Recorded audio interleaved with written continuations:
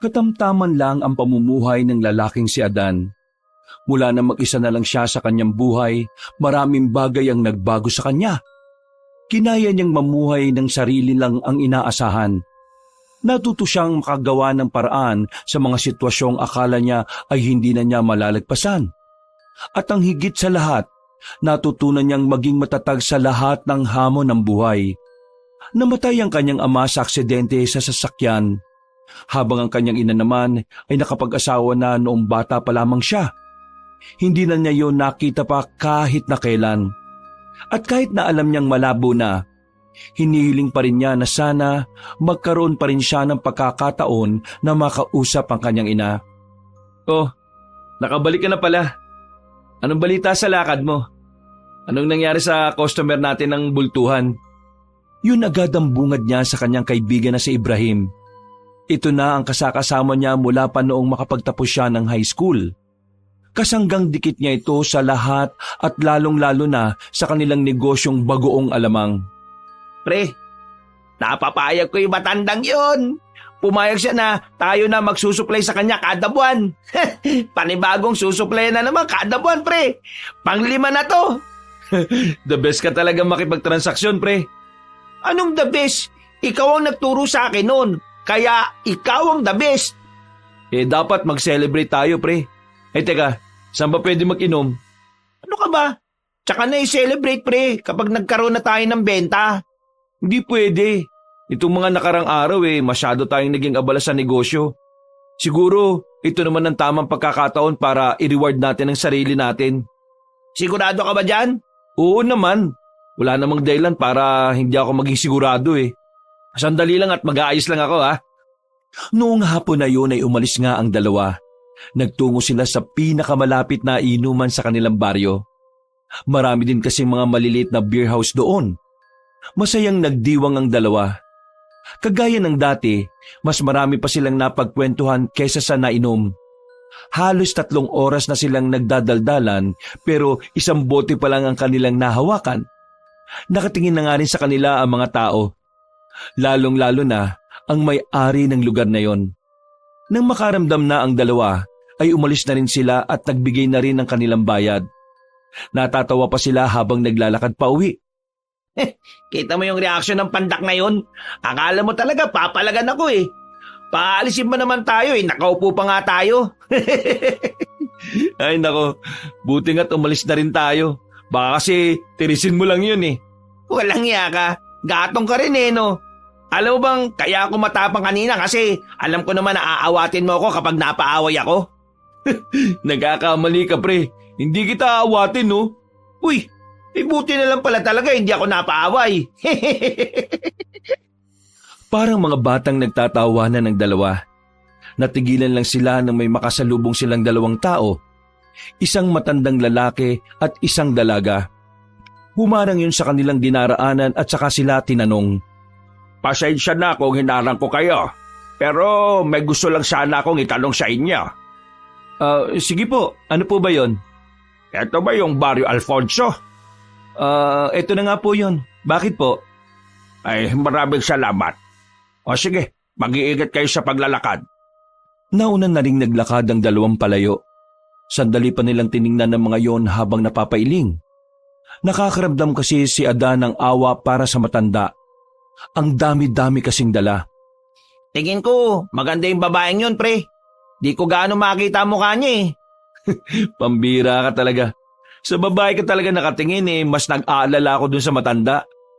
Mga dayo lang naman kasi ata sila rito Oo nga, tingin ko nga rin. Nagpatuloy na lamang sa paglalakad ang dalawa. Noong mga sandaling yon, dumiretso na lamang sila sa kani-kanilang bahay at saka nagpahinga.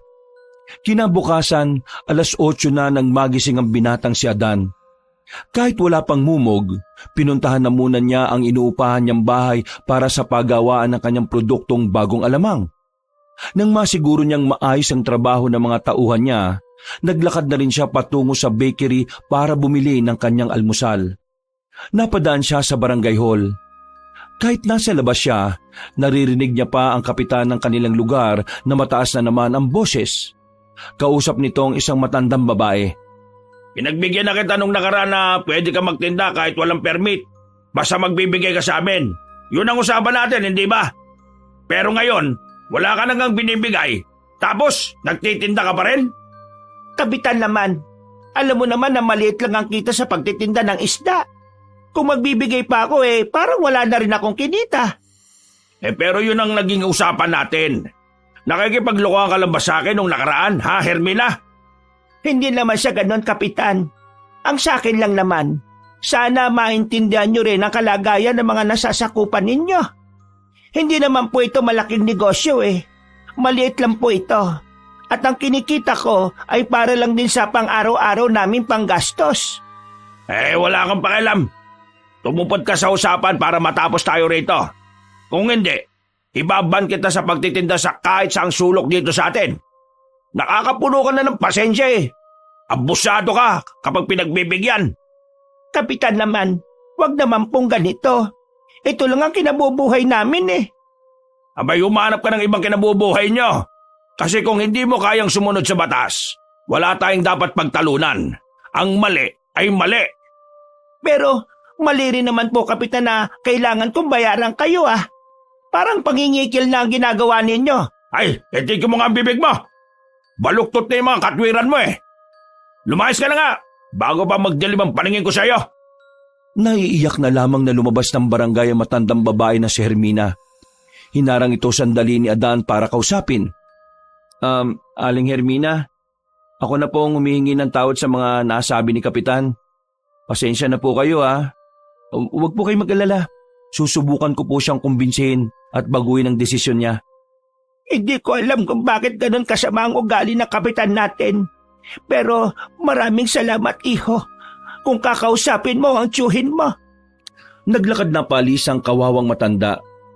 Agad naman pumasok si Adan sa opisina ng Kapitan para kausapin yon. Inabutan niya pa yon na naninigarilyo na parabang walang nangyari. O Adan, ano na naman kailangan mo? May itatayo ka na naman pang business kaya kailangan mo na naman ng permit. Hindi naman ako Si Aling Hermina. Si Hermina? Ay bakit? Nagsumbong ba sa'yo? Tignan mo nga naman yung matandang yun Narinig ko ang usapan ninyo. Abot hanggang labas sa mga boses nyo Ang lalakas. Ano naman ngayon? Ano ba kailangan mo? Tiyo, kailangan ba talagang ganunin yung matanda? Ay Adan, lumabag siya sa batas Nagtitinda siya ng walang permit. Kaya dapat lang na ipaalam ko sa kanya kung anong nalalabag niyang batas dito. Alam ko ang batas, Tiyo. Alam ko rin na mali ang magtinda ng walang permit. Pero hindi rin naman tama na hihingan niyo siya ng pera kahit na alam niyo namang mababa lang ang kita sa pagtitinda ng isda. Hay, nandito ka ba para magmarunong? Ano bang alam mo sa batas? Wala sa batas na bayaran kayo ng pera para lang magtinda ang mga tao.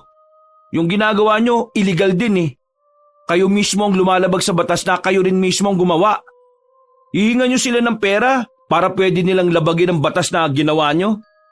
Di ba hindi yun tama? Hoy, lumabas ka na ng opisina ko. Wala akong oras para makinig sa mga sasabihin mo. Ayaw niyong nakakarinig ng mga tama kasi gusto niyo lang marinig yung gusto niyong marinig kahit alam niyong mali. Hindi ganyan ang ugali ng isang leader, Tiyo. Huwag mo akong pangaralan, Pamangkin lang kita. Manahimik ka na't umalis ka na sa opisina ko. Kaya siguro namatay ang kapatid ko dahil sa iyo Kasi malas ka sa buhay niya. Sa sinabing yun ni Napoy ay tila nakaramdam ng init ng ulo ang lalaking si Adan. Nagsarado ang kanyang kamao. Pero pinigilan na lamang niya ang kanyang sarili. Ikinalma niya ang kanyang kalooban at kahit na ganoon ang sinabi sa kanya, pipiliin niya pa ring igalang ang kanyang tiyuhin. Huwag niyong idamay sa usapan si Papa Walang may gusto sa nangyari. Aksidente ang lahat. Ang nanay mo, di ba iniwan ka rin niya matapos mamatay ang kapatid ko? Kaya kanya iniwan kasi nga malas ka. Kaya namatay si Papa kasi kapatid ka niya. Ikaw ang malas Anong sinabi mo? Alis na ako. Anong sinabi mo? Ang sabi ko, ikaw ang malas. Kaya rin siguro walang pagpunlad ang baryo na to kasi ikaw ang nakaupo. Parang sa pagkakatanda ko nung bata ko, nung si Kapitan Mariana pa ang kapitan, masagana ang baryong to Pero nung ikaw na ang umupo, Diyos ko. Ay nako, ayaw ko na lang talaga magsalita. Sige na, alis na ako. Hindi na nakapagpigil pa si Mang Napoy. Tumayo na ito at lumapit sa kanya. Sinuntok siya nito pero agad namang nakailag si Adan. At dahil doon, nawala ng balanse ang kapitan. Sumubsob yon sa gilid ng lamesa. Oh, di ko kasalanan yan ha. Ikaw ang nanuntok ha. Ikaw ang natumba. Hindi kita hinawakan. Kahit na kailan, wala ka talaga magandang naidulot sa buhay ko. Na pwede ba? Wag na wag mo na akong pakikialaman sa mga desisyon ko. Manahimik ka na lang sa negosyo mo bago pa kita mapag-initan. At bago ko pa makalimutan na anak ka ng kapatid kong namatay nang dahil sa'yo. Hindi na nagsalita pa si Adan. Tinawanan niya lang ang kanyang tiyuhin saglit at saka naglakad na rin palabas. Galit na galit sa kanya ang matanda. Kulang na lang ay pumutok na ang ugat nito sa lieg. Samantala, umuwi na lamang ang binata sa kanilang bahay. Saktong naroon si Ibrahim at may dala na rin pang almusal. Naku, sayang. Dapat pala, inintay na lang kita. Nakabili na ako oh. Pambira ka. Dahil mong pera, papalibre ka sa akin. Mas marami kang pera, no? Ikaw ang may-ari ng negosyo eh. Teka nga. Ano na naman nangyari dyan sa labi mo? Ha? Ito? Oh, wala. Naipit sa pinto. Naipit sa pinto? Lokohin mo, sanggol, wag ako. Paano may ipit sa pinto yan? Ano yan? Pinangkalang mong nguso mo ron? Ang sabihin mo, sinaktan ka na naman ng siraulo mong pinsan. Sus, yaan na lang natin yun. Ano nga yaan? Napapadalas na yung ganyan ha? Ano ba kasing nangyari? Nakasagutan ko na naman kasi tungkol dun sa mga tinatambak nila sa bakuran namin eh. Pinapaalis ko lang naman kasi maglalabas si mama kanina. Ayun, nagalit. Nakipagsagutan sa akin. Bigla ba naman ako sinapak? Alam mo minsan, yung pinsan mong si Abalos, parang ang sarap patulan eh. Wag lang niya talagang matsyempoan na magkasama tayo tapos gaganunin ka niya. Sigurado akong tataob siya. Alam ko, pareho lang naman kayo may mga muscle pre. Pero wag mo nang ibaba ang level mo sa kanya. Patapo na buhay nun eh. Ikaw, may negosyo, may maayos na buhay. At kahit naman papano, disyente ka namang tao. Yung mga gaya niya, hindi na dapat pinapansin yun. Hindi rin pre. Minsan, kailangan mo talaga silang patulan para malaman nila na hindi ka dapat minamaliit. Ako, pag-almusal na lang tayo. Ay, siya nga pala. Mamaya darating na sila Mamboy. Pipikapin na yung mga natapos na produkto natin at iluluwas na sa kanila. Bayad na yun. Naipasok ko na sa bangko natin. Uy, tingnan mo to. Iniiba usapan. Pero sige, ikaw bahala. Mabilis na tumakbo ang mga oras. Sumapit na rin ang kinagabihan. Sa mga sandaling ito, medyo nakakaramdam na ng lungkot ang binatang si Adan. Lalong-lalo na kapag maulan. Pakiramdam niya kasi, ang lungkot na mag-isa ka lang sa bahay habang masama ang panahon. Nakaupo lang siya sa tapat ng pinto habang may hawak na kape. Papasok na sana sa loob ang binata nang biglang may makita siyang dalawang tao na tumigil sa harapan ng kanyang bahay. May sinasabi ang mga yon pero hindi niya marinig. Kaya naman kinuha niya ang payong at saka lumapit sa dalawa. Dito na niya napagtanto na ang dalawa pala na yon ay ang maglolo na nakasulubong nila ni Ibrahim. Iyo, maari ba kaming makisilog muna sa tapat ng bahay mo? Nilalamig na kasi ang apo ko eh. Opo, sige po. Diyos ko, magkakasakit kayo niyan Inalalayan niya matanda na makapasok ng kanilang bakuran. Pinapasok niya ang dalawa. Nagmamadali naman siyang kumuha ng tuyong tuwalya para sa dalawa. Sandali lang po. Ano ba yung hawak niyo? Mga damit po ba yan? Ilagay niyo po muna doon sa gilid. Kapag gumanda na panahon, ibilad na lang po natin. Pero, taga-saan po ba talaga kayo? Wala ba kayong kamag-anak dito? Ano po bang nangyari? Meron kaming hinahanap na tao. Yung asawa ko. Pero mukhang wala na siya rito eh. Mukhang matagal na yatang nakaalis. Nagtanong kasi kami sa isang taga-barangay. Ang sabi, hindi na raw dito nakatira. Minalas-malas pa kami dahil biglang bumagsak ang malakas na ulan na ito eh. Wala naman pong problema. Kahit naman siguro sino tutulungan kayo. Ay, siya nga po pala. Ako nga po pala si Adan. Yung kasama ko po nung nakaraan, si Ibrahim. Ay ako naman si Andres.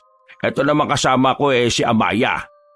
Maraming salamat sa pagpapatuloy mo sa amin ni Lolo. Walang-wala na kasi talaga kaming mapupuntahan eh. Natatakot naman kaming bumalik ulit sa gubat at baka makidlatan pa kami ron. Oo, walang anuman. Di naman nakakaabala ang pagtulong sa iba, di ba? Kaya ayos lang naman. Alam mo, sa totoo lang, ikaw talagang nakikita naming mabuti sa lugar na ito. Ang kapitan dito, parang walang magandang ugali. Sa halip na tulungan kami, sinigawan pa kami para palisin. Napakamot na lamang sa ulo si Adan. Hindi na lang din niya sinabi kung ano ang ugnayan niya sa kanilang kapitan. Nahihiya siya dahil totoo naman talagang masama ang ugali ng kanyang tiyuhin. Pinakain niya ang maglolo. Mga ilang sandali lang, nakapagpalit na rin ang kasuotan ng mga yon. Pinahiram na lamang niya ng damit at pangbaba. Plano niyang doon na lang muna patulugin ang dalawa. Palakas din kasi ng palakas ang ulan. Magiging delikado ang buhay ni Mang Andres at Amaya kung gagala pa sila. Hindi maipaliwanag ni Adan kung bakit ganun na lang ang tiwala niya. Pinatulog niya ang dalawa sa kanyang silid, na kahit mismo si Ibrahim, hindi niya pinapayagang makapasok doon. Para bang wala na siyang pakialam kung ano man ang magulo sa kwarto niya. Sigurado ka bang dito ka lang sa sala? Pwede naman na kami na lang dito ni Amaya. Oo nga, nakakaya. Ngayon mo lang naman kami nakilala pero sa kwarto mo kagad kami matutulog. Nako, huwag kayo mag-alala. Sanay rin naman ako matulog dito sa sofa. Kasi kapag lasing ako, dito kagad ako umihiga eh. O sige na, matulog na po kayo. Ayos lang naman po talaga sa akin. Isipin nyo na lang po na bisita ko kayo at kailangan komportable kayo sa bahay ko. Ay nako, napakabait mo talaga. Sana talaga lahat ng tao kagaya mo no? Ang turo kasi sa akin ng papa ko nung nabubuhay pa siya, maging mabait ako sa lahat. Lalo na sa mga taong nangangailangan ng tulong. Sinusunod ko ang sinabi niya.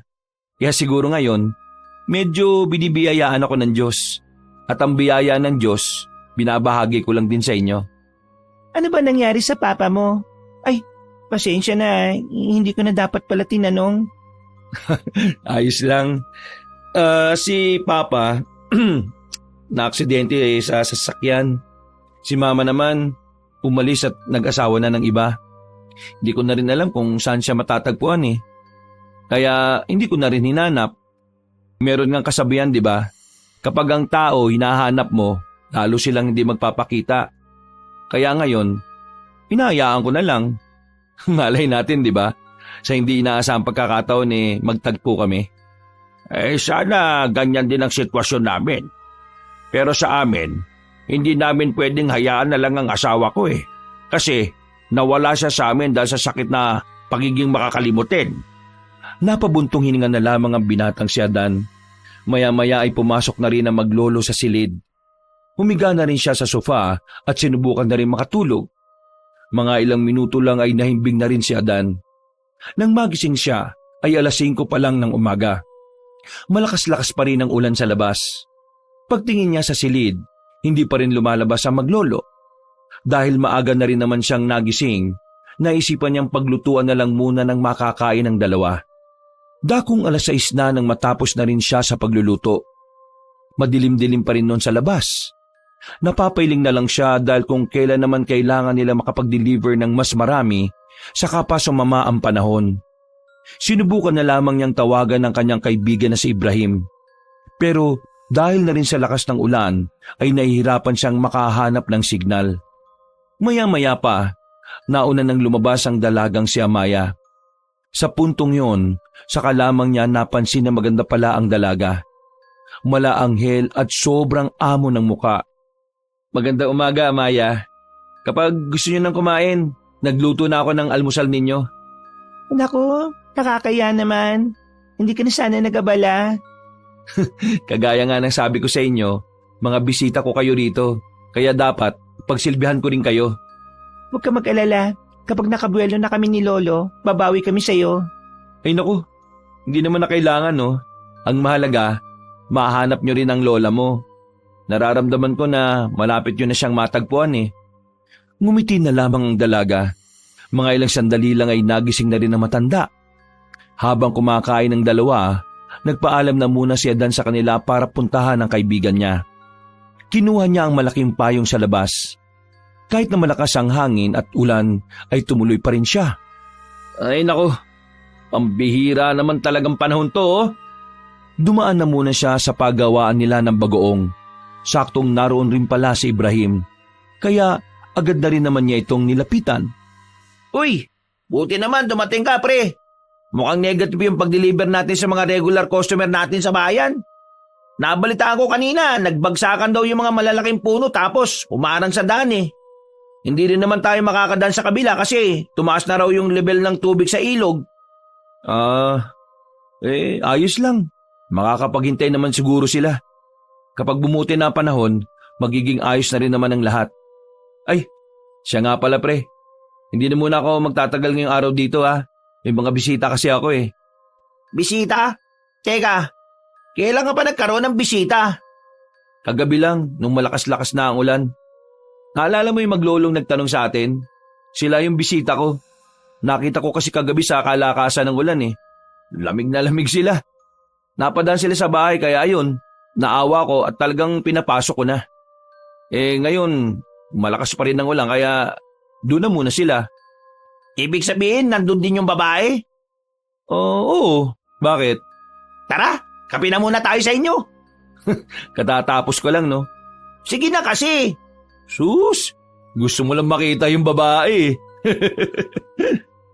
Hindi na napigilan pa ni Adan ang kanyang kaibigan. Sumilong na rin ito sa payong. At kahit nababasa na silang dalawa, walang pakialam si Ibrahim. Hanggang sa marating na nga nila ang bahay ni Adan. Agad silang pumasok sa loob. Naabutan nilang katatapos lang maghugas ni Amaya ng plato. Habang ang matandang si Andres naman ay nagwawalis. Ay nako, mga Andres, hindi niyo na dapat nang ginagawa. Ay, ayos lang naman. Para na rin meron akong magawa. Dapat kasi nagpapahinga na lang po kayo eh. Maganda at maulang umaga po. Ako nga po pala si Ibrahim, kaibigan niya po. Ay, maganda umaga rin sa'yo, iha. Magandang umaga din sa iyo. Amaya naman ang pangalan ko. Andres ang pangalan ng lolo ko. Amaya, ang ganda naman ng pangalan, parang ulan. Kay gandang pagmasdan. Oy. Ayusin mo nga pinagsasabi mo ha. Pasensya na po kayo ha. Hindi na naman kasi ito nakainom ng gamot eh. Nagtawanan na lamang sila ng mga sandaling yon. Nagpunta na muna si Adan sa kusina para mag-init ng tubig. Napansin niya ang basura nila sa gilid. Naroon na mga sunog na bawang na naihalo niya sa sinangag. Nagtaka siya kung bakit parang ayaw ng dalawa ng bawang. Samantalang halos karamihan naman ng kakilala niya ay bawang talaga ang gusto sa mga ganong klase ng pagkain. Nagkibit balikat na lamang siya at pinagpalagay na baka nga hindi niya lang talaga kilala ang dalawa. Hindi akalain ni Adan na magiging parte ng buhay niya ang maglolo. Naging mabilis ang paglipas ng mga araw. 2 linggo na ang nakalipas. Wala na sa bahay niya si Mang Andres at si Amaya. Nakakuha nito ng pwesto sa bandang ilog at ginawa ng bahay kubo roon. Bukod pa roon, namasukan si Mang Andres sa paggawaan nila ng bagoong. Agad namang itong tinanggap ni Adan. Para kasi sa kanya, malaking tulong na yon sa maglolo. Kumusta naman po yung trabaho niyo rito, Mang Andres? Hindi naman po ba kayo nahihirapan? Ay, hindi naman. Sa katunayan madali na nga lang sa akin ang trabaho ko. Dati na rin kasi akong gumagawa ng bagoong kaya heto, sisiw na lang to. Masaya po ako malaman na hindi kayo nahihirapan. Pero kapag may naging problema magsabi lang kayo kagad sa akin. Ay, sige iho. Paano? Pabalik na ako sa trabaho ko ha? Sige po. Uwi na lang po din muna ako. Ngumiti ng malapad sa kanya ang matanda at naglakad na rin paalis. Nagmamadali namang makabalik ang binatang si Adan nang bigla na naman niyang makita ang kanyang tiyuhin sa may kanto. Wala na gaanong bahay doon at malawak na bakanting lote lang ang naroon. Sa itsura ng tiyuhin niya, parang galit na galit ito. Kaya naman hindi na niya naiwasan na hindi pakinggan. Tanga ka pala eh. Alam mo nang nagtatanong sa'yo. Ibig sabihin, hinahanap na nila. Gawin mo ang lahat para hindi lumabas ang baho na to, ha? Naintindihan mo ba ako? Hindi pwedeng lumabas yan dahil masisira ako sa mga tao. Nang mapatingin si Mang Napoy sa gilid kung saan naroon si Adan, ay agad nitong pinatay ang tawag. Kitang-kita ang pagiging tensyonado nito. Kaya naman nilipitan nito ng binata. Mukha yatang may kaaway kayo, Tiyo, ah. Wala ka nang pakialam doon. Huwag mo akong kausapin. Napapaisip lang ako eh. Ano kaya yung hindi pwedeng malaman ng mga tao kasi baka masira ka? Agad na naalarma at mas lalong naging kabado ang matandang lalaki. Pero hindi pa rin ito aamin kung ano man ang tinatago nito. Sa halip, bigla pa itong nagmatapang. Ay, kapag hindi mo ako tinigilan, ipapabugbog kita sa mga tanod ko. Naintindihan mo ba ka? Kapag pinabugbog mo ko, dapat mamatay na ako doon. Kasi kung hindi, baka lumabas kung ano man ang baho mo, Tiyo. Nakikiskisa ng bagang ni Mang Napoy ng mga sandaling yon. Gigil na gigil to sa kanyang pamangkin, pero hindi niya magawang patulan. Bago umalis si Adan, ay nag-iwan pa ito ng kataga na mas lalong kinainis na matanda. Tiyo, kung ano man ang tinatago mo, tandaan mo, walang lihim na hindi nabubunyag. At dapat tanda ka kapag nabunyag kung ano man yon. Tuluyan ang iniwan ni Adan ang kanyang tiyuhin. Pero aminado ang binata na napapaisip na rin siya kung ano ang ginagawang kalokohan ng kanyang tiyuhin. Ganun pa man, hindi na lamang niya yun pinagtuunan pa ng pansin. Kinagabihan, nagsarado na rin ang pagawaan nila ng bagoong. Nasa bahay na rin noon si Adan para sana tingnan ang mga lista nila nang biglang dumating si Ibrahim. Hingal na hingal ang lalaki at parang natataranta ito. Oo, umalma ka na muna. Ano ba problema? Yung tao natin. Oh, bakit? Anong nangyari sa kanila? Yung si Mang Apollo, patay na. Nanlaki ang mga mata ni Adan. Si Mang Apollo kasi ang isa sa pinakauna niyang tauhan nung nagsisimula pa lamang siya. Marami na ring naiambag ang taong yun sa negosyo niya. Kaya naman, ganun na lamang ang pagtataka niya nang malaman ang balitang yon. Patay na si Mang Apollo? Teka, paano nangyari yun? Kanina lang nakausap ko pa siya dun sa pagawaan natin. Anong nangyari? Natagpo ang bangkay niya kanina lang eh. Patay na. Sugatan, pre. Halos lumabas na yung mga laman loob eh. Ito bang nakakapangilabot, pre. Alam mo ba kung sino ang pumatay? Sino?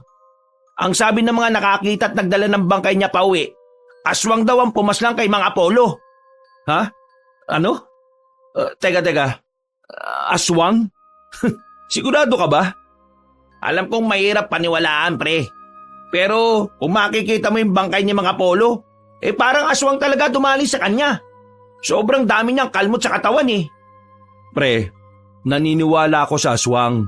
Pero hindi ko lang makumbinsi ang sarili ko na aswang ang dumali sa kanya. Ano naman ang kasalanan ni Mang Apollo sa aswang? Yan nga ang hindi pa malinaw. Nagpunta lang naman ako dito para ibalita kasi hindi naman na ibang tao sa atin si Mang Apollo. Naalala mo ba noon? Siya yung nagsabi sa atin na magiging successful tayo rito. Kaya nga nakakabigla tong balita na to. Hindi bale, bukas wala na muna tayong production. Pupunta tayo sa unang burol ni Mang Apollo.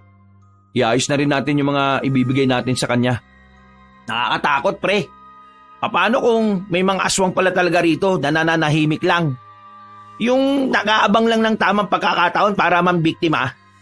Huwag mo na nga munang isipin niyang ganyan. Ang isipin mo ngayon kung anong may tutulong natin sa pamilya ni Mang Apollo. Sigurado, masakit para sa kanila yung nangyari.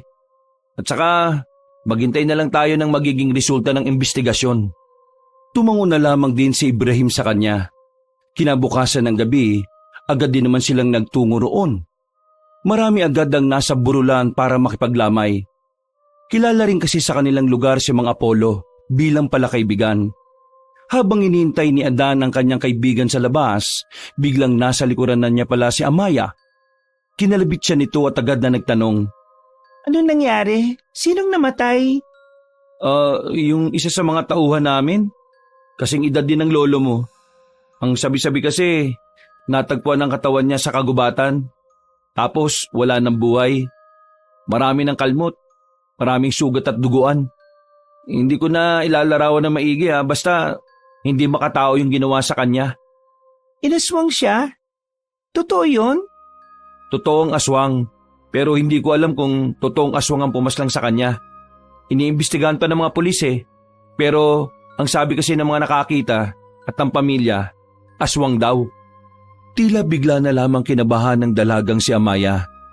Napansin naman yun ni Adan, pero hindi alam ng lalaki kung ano ang nasabi niya na hindi maganda. Nagpaalam na lang kasi kagad ang dalaga na umuwi. Napapailing na lamang si Adan. Inisip niya na baka natakot lang si Amaya sa kanyang sinabi. Maya-maya pa, lumapit naman sa kanya ang matandang babae na si Aling Hermina. Ito matandang tinaboy ng kanyang tiyuhin nung nakaraang araw. Nung una, akala niya hindi siya kakausapin ni Aling Hermina. Pero nabigla na lamang siya nang bigla itong magsalita. Nakita ko ang lahat. Ano po? Nakita niyo po ang lahat? Ibig niyo bang sabihin yung nangyari kay mga Apollo? Oo, nakita ko. Aswang ang pumaslang sa kanya. Isang aswang na mahirap tukuyin kung anong pagkakakilanlan. Hindi ko alam kung babae o lalaki. Basta, nakasuot siya ng mahabang kasuotan na kulay itim. Mabilis, maliksi. Kung alam niyo po ang nangyari, bakit hindi po kayo magbigay ng salaysay? Tingin mo ba maniniwala sila? Hindi nila ako pakikinggan.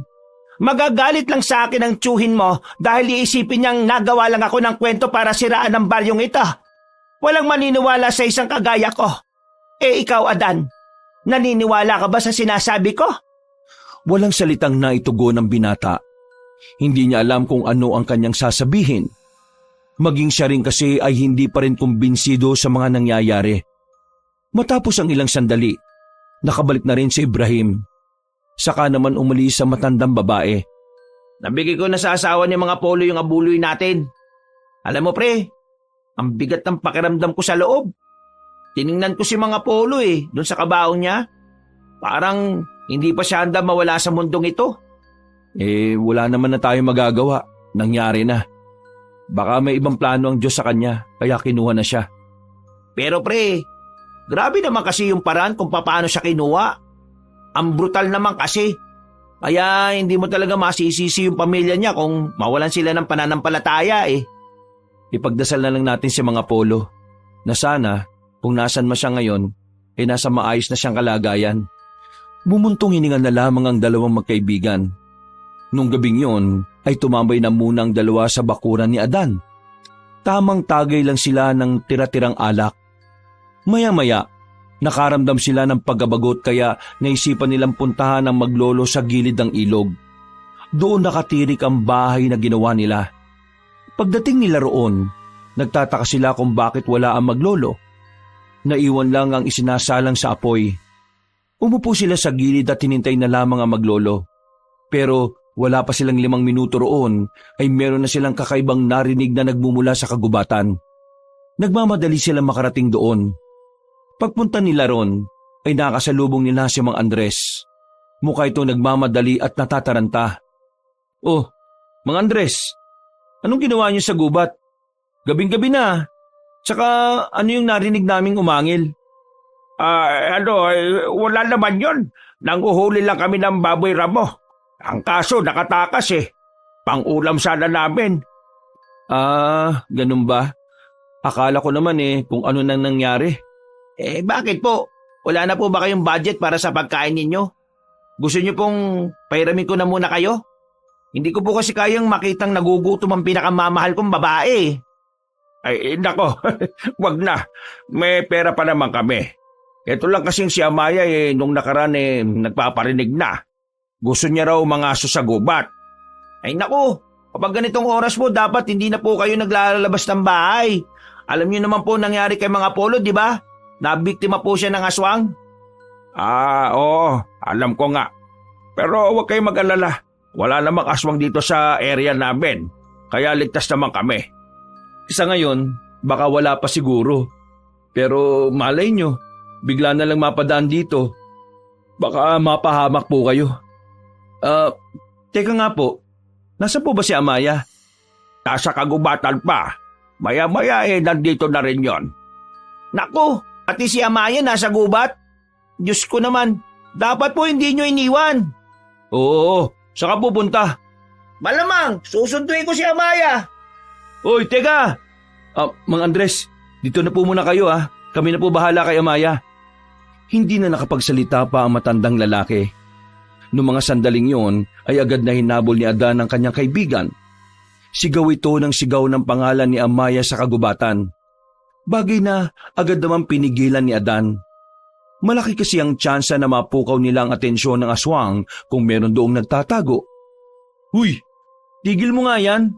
Mas mapapahamak tayo dahil sa kakasigaw mo eh. Paano natin mahanap si Amaya? Baka mamaya napahamak na yun. Sobrang nag-aalala ka ron ha. Tapatin mo nga ako. May gusto ka na ba kay Amaya?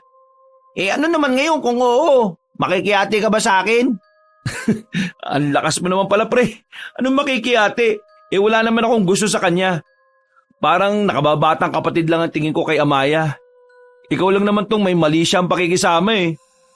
Napatigil sila sa paglalakad nang may matapakan si Ibrahim. Nang tutukan ito ng ilaw mula sa cellphone, nalaman nilang tsinelas pala yun ni Amaya. Mas lalo tuloy kinabahan ng dalawa. Lalong-lalo na si Ibrahim na talaga namang sobra-sobrang pag-aalala para sa dalaga. Amaya! Nasaan ka na ba? Kanina ka pa hinahanap ng lolo mo! Lumabas ka na dyan! Ilang sandali lang, nakita na lamang nila si Amaya na naglalakad. Parang hindi man lang ito natatakot dahil normal at kaswal lang itong lumapit sa kanila. Amaya, saan ka ba nagpunta? Bakit tayo mo tong tsinelas mo? Nag-alala tuloy ako. Baka kung ano nang nangyari sa iyo eh. Natanggal sa pa ako yung tsinelas na yan nung tumakbo ako. Inabol ko kasi yung Lintik na baboy mo yan. Napakabilis naman yan. Oo, tama. Baboy mo nga yun. Ang bilis niya. Ngayong nasa maayos ng kalagayan si Amaya sabay-sabay na tayong bumalik. Kayo pala yung pumunta rito. Bakit nga pala kayo pumunta rito sa amin? Wala lang. Naisipan lang namin kayong kumustahin dito, kung ayos lang ba kayo. Ang kaso, wala naman kayong dalawa nang dumating kami. Pero narinig namin yung malakas na angil kaya naisipan namin pumunta sa gubat. Hindi na nagsalita pa si Amaya at pinagpatuloy na lamang nila ang paglalakad. Ilang sandali lang ay nakabalik na rin naman sila. Kumain na lamang sila ng nilagang kamote na iniaho ng matandang si Andres. Nagkwentuhan lang naman sila nung mga sandaling yon. Makalipas lang ang ilang oras, pilit na rin silang pinapauwi ni Mang Andres. Hindi maintindihan ni Adan kung bakit parang ayaw na matanda na naroon sila. Pero sinunod na lamang nila ang gustong mangyari ni Mang Andres. Inisip na lamang ni Adan na baka nag-aalala lamang din ang matanda sa kanila. Habang naglalakad, hindi naman mawala-wala ang malapad ng ngiti ni Ibrahim. Sobrang saya nito dahil nakapagpasikat na ito sa babae. Narinig mo ba yung sinabi niya kanina, pre? Nakakahanga raw yung ginawa ko. Oo, nakakahanga nga. Pero sa susunod huwag kang magpadalos-dalos. Ginagamitan din ng utak ang pagiging bayani, pre. Paano kung may aswang kanina, di ikaw yung unang namatay sa ating dalawa? Ito naman, di na lang maging masaya para sa akin. Kasama sa pagpaparami ko ng pogi points yun, no? Nako, kulit mo. O sige na, susuportahan na lang kita. Yan ang gusto ko sa'yo. Ay teka, narinig mo ba yun? Ang alin? Sandaling tumigil ang dalawa sa paglalakad at saka nilibot ang tingin sa kanilang dinaraanan. Noong mga sandaling yon, nakadagdag pa sa kaba ni Adan ng pag-ihip ng malamig na hangin. Oops! Joke lang! Masyado ka namang seryoso Sira ulo ka talaga no. Alam mo namang may kababalagan na rito sa atin, gumagawa ka pa ng ganyan joke. Kapag ako nainis, tingnan mo. Sasabihin ko kay Amaya na 20 anyos ka na nung nagpatuli. Uy! Grabe naman tong tao na to. Walang ganyan. Yan ay hindi nagpapakita ng isang pagiging tunay na kaibigan. Magsasalita pa sana si Adan, pero nakarinig na sila ng malakas na pag-apak sa gilid ng kalsada. Sa pagkakataong yon, hindi na ito biro. totoong narinig nila na merong tao sa madilim na parte. Uy, ginako yun ha. Oo, alam ko. Kaya tingin ko kailangan na natin maglakad na mabilis. Nagsimula na nilang lakihan ang kanilang mga hakbang. Naririnig nilang parang sumusunod din sa kanila ang mga yabag. Takot na takot sila. Kaya nang magkaroon ng lakas ng loob, sabay na tumakbo ng mabilis ang magkaibigan. Nang nasa loob na sila ng kanilang baryo, nahinga lang dalawa. Walang iya. Ano kaya yun? Ano sa tingin mo? Ewan ko, bakit ako tinatanong mo? Tingin ko pre, aswang talaga yun eh. Hindi, tingin ko may nangtitrip lang sa atin. Kasi kung aswang talaga yon, dapat inatake na tayo. Makalipas ang ilang araw, tuluyan ng dumami ang mga bangkay na natatagpuan sa mga kalapit na lugar. Karamihan sa mga napapaslang ay puro mga mangangaso o kaya naman mga driver ng tricycle. Dahil sa nakababahalang pangyayari, tila nagkaroon ng limitasyon ng kilos ng mga tao. Takot na ang karamihan na lumabas. Wala na rin nagpupunta ng kagubatan. Maliban na lamang sa mga tanod at ilang mga kalalakihan na naglalakas loob na madakip ang mga nilalang. Pero sa ilang araw na nilang paghahanap ay wala naman silang nakikitang aswang. Kaya ang akala ng iba, sa ibang lugar pinapaslang ang mga biktima at itinatapon lang sa kanilang baryo. Pre, naapektuhan na yung production natin. Nung dalawa nating tao, nakausap ko kanina, nakikiusap sa akin na sabihin sa yung hindi na muna sila papasok. Natatakot kasi sa mga nangyayari ngayon eh. Lalo na't may kumakalat-kalat na rin balita na hindi lang pala isang aswang ang nambibiktima. Wala naman tayong magagawa kung masuunahin nila yung kaligtasan nila. Pagtiyagaan na lang natin na tayo na muna ang papalit sa kanila. Nakakainis. Wala man lang ding aksyon ng kapitan natin. Kanina nakita ko, nagawa pa talaga magdala ng babae sa barangay eh. Sira ulo din pala yung tsuhin mo no? Buti na lang, hindi ka nagmana dyan. Mga magagandang ugali ang minamana ko. Wala namang kagandahang ugali matandang yun eh. Hindi ko nga rin alam kung paanong nanalo ang isang yun, kaya naging kapitan. Mga tao na rin kasi may problema eh. Mga tanga sila bumoto. Tapos ngayon, sila rin naman ang nagrereklamo na hindi nila naramdaman si kapitan. Hayaan mo na nga yung matandang yun. Naiirita ako kapag napag-uusapan siya eh. Napailing na lamang si Ibrahim. Tumungo na lamang siya sa pagawaan nila ng bagoong. Nagtataka sila noon kung bakit maagang umuwi ang matandang si Andres. Samantalang 3:00 pa lang naman ng hapon. 6:00 kasi kadalasan ang kanilang pagsasara. Ang sabi ng isa nilang tauhan ay nagmamadaling makaalis sa matanda. Ni hindi na raw daw nakakapagpaalam sa kanila. Nagkibit-balikat na lamang silang magkaibigan. Pero ang totoo, napapaisip na rin si Adan. Yung kasi ang unang beses na ginawa ni Mang Andres yun. Kadalasan kasi kapag gusto na matanda na maagang makapag-out, dumadaan ito sa bahay niya para makapagpaalam. Napapansin din niya na nitong mga nakaraang araw, para bang laging balisa at tulala ang matanda. Mabilis na lumipas sa mga oras. Nagsarado na sila bago mag 6:00. Yun ay para maagang makauwi ang mga tauhan nila.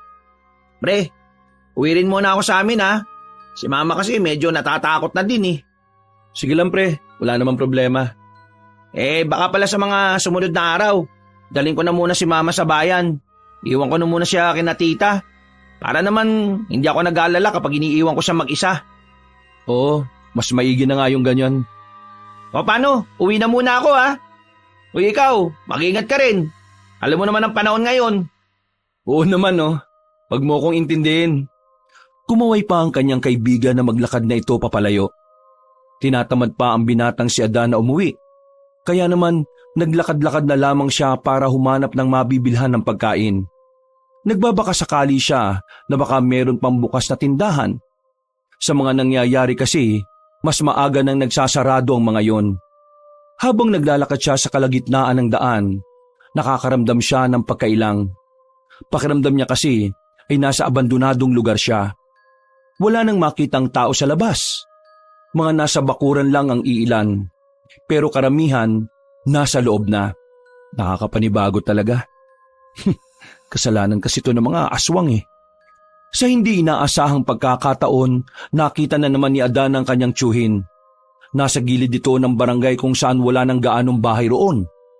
medyo madilim. Mahina na rin kasi ang poste ng ilaw roon. Nagtataka siya kung sino na naman ba ang kinakausap nito.